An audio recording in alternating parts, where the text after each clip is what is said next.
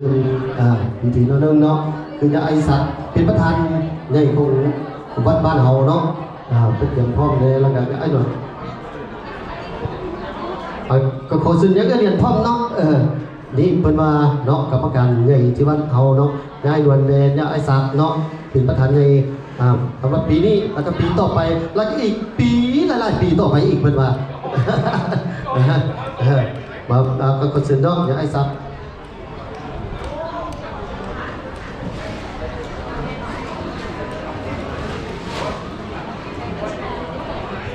ก็สัญญาสัตว์เนาะ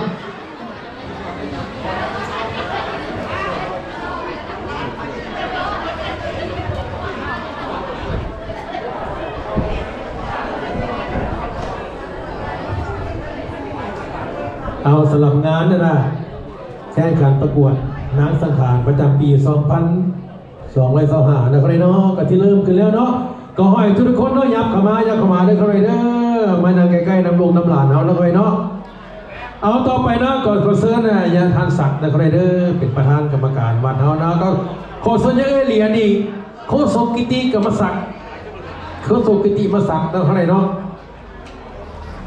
ไม่อย่างกับผมยังเหรียญนะครับเนาะไม่อย่างกะยาเนาะ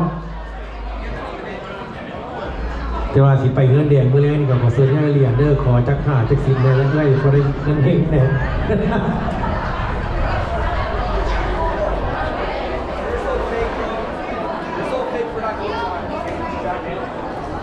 อันนี้ของคนละตุ๋ยกับข่อยโอ้ผมเองเนี่ยสบายดีผมเป็นพี่น้องเดี๋ยวเขาเอานี้มาเรื่อยอันนั้นบอกโดเนชั่นเนาะอันนี้เป็นของวัดเราก็เฮาถ้าท่านใดเนาะมีจิตใจอยากโดเนชั่นซอยวัดซอยว่าเฮาเพื่อจะเห็นชุดออกมานี่ต่อออกมานี่ให้มันงามเหมือนเก่าแล้วให้มันใหญ่เหมือนเก่าฝนตกมามันจะมาถึงหัวเฮาเพิ่นมาฟ้าแดดมันบ่เป็นอย่างดอกเพิ่นมากระทาเพิ่นผู้ใดเนาะมีจิตใจอยากโดเนชั่นก็ขอซื้อเนาะบนผู้ละ2-3 ดอนเนาะเพื่อจะได้ชุบออกมางามๆไปหมดเฮาเนาะปีหน้าฟ้าใหม่ออกมานี่เนาะแดดชิบถึงเนาะมันก็ฝนชิบถึงนะครับฝนตกเนาะอันนี้เป็นบล็อกได้โดเนชั่นเพิ่นว่าสิเฮ็ดตั้งชุบออกมาอีกเนาะปีหน้าเพิ่นสิเฮ็ดงามกว่านี้เพิ่นว่ากระทาวัดเฮาเนาะไอ้น้องเฮาร่วมใจกันสร้างสาเนาะเป็นวัดวาอารามบ้านเฮาเพื่อนวันนี้ขอเชิญได้สากลมานี่เอาสนะ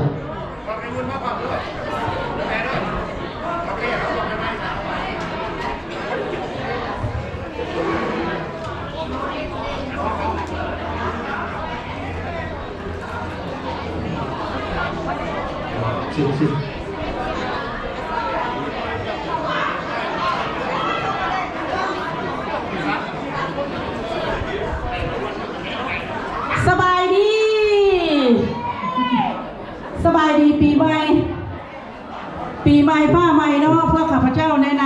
ำคณะจัดงานอุ่นปีใหม่ก็ขออวยพรให้ทุกท่านจงมีสุขภาพเข้มแข็ง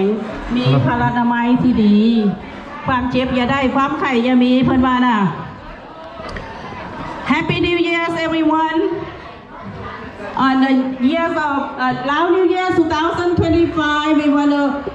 get the best wishes to everyone and welcome to Lao New Year's at Wat Lao Budawat of Iowa.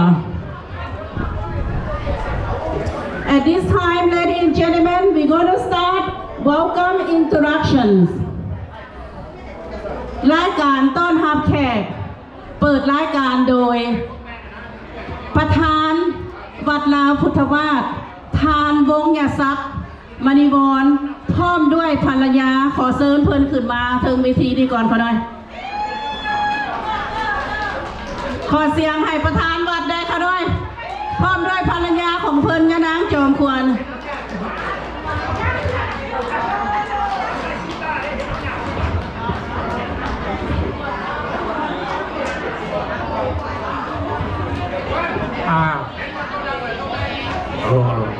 ฮัลโหลก็เข้าใจนำทุกท่านเนาะนำแขกผู้มีเกียรติที่มันร่วมในงานเฉลิมฉลองบุญปีใหม่ลาวของปีนี้เขาเข้าใจนำทุกคนไว้ล่วงหน้า ข้าพเจ้าเองวงศ์ยศักดิ์มณีวันซึ่งได้เลือกตั้งเป็นประธาน กรรมการวัดลาวของเราในสุกนี้ยุคนี้ และข้าพเจ้าเองก็จะขอแนะนำทางคณะกรรมการหรือว่าบนดีเรคเตอร์ของพวกเขาแต่ละภาคส่วนบางคณะบางภาคส่วนเพิ่นก็ยังบ่ได้มาฮอดมาถึงแต่ข้าพเจ้าก็ขอเรียกร้องเนาะคณะกรรมการทุกๆภาคส่วนอยู่ในการจัดตั้งของพวกเขาก็ขอให้มาตัวนี้มาหมดสุขุนผ่านซูนเลื่อยผ่านนวลไปใช่ไหมผ่านนวลไปนี่ใช่วันไหนไงเนี่ยผ่านซูนนางดอนจันทร์ในข้าของผู้ฆ่าเลยดอนจันทร์อยู่ใส่หรอดอนจันทร์นางกอยทางเสมียนของผู้ฆ่าเพื่อนเดผู้นำเพื่อนเดไปลาวเนาะและก็พ่อเชิญยานางรัตดามาละวงมาต่างหน้าเพื่อนเนาะเชิญเดินใจเมียเลยไปขึ้นมาซิงเข้ามาดอนยันสุธรรมวงศ์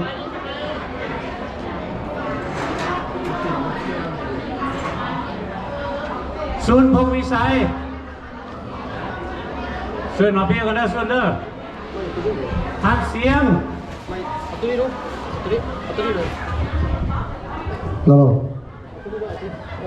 บางที่ทุกภาคส่วนเพิ่นจะ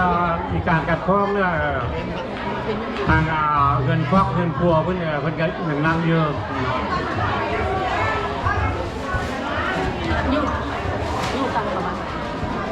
เพิ่นบริยินสมัยไว้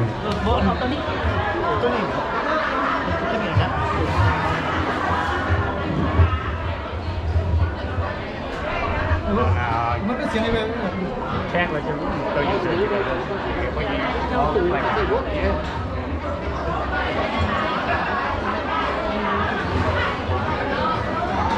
สายมันบุรีนี่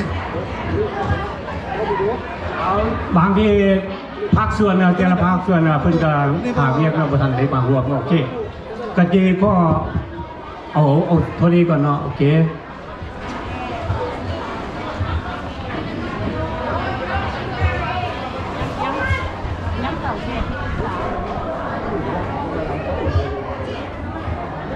ที่ปรึกษาเขาเอาไปใส่หมดเนาะหาเรียกกังท่านอุลัมอินทรังสีญาณายนคำมุงซามาแล้วโอ้โหท่านอุลัมอินทรังสีเพิ่นลีใส่เนาะแลนเดอร์ช่วยขอเซิร์ฟมาเข่าแก้วมุโซยะนังยะนังเซิร์งานแม่จันเนี่ย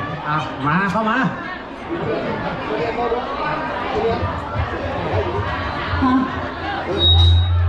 ดอนจันเข้ามาเข่าแก้วมุโซก็คือที่ปรึกษาของวางอาพุทธวาเนาะเอาไปมาพร้อมด้วยหนัง We want to invite all the board of trustee of Wat Lao Budawat. Can you please come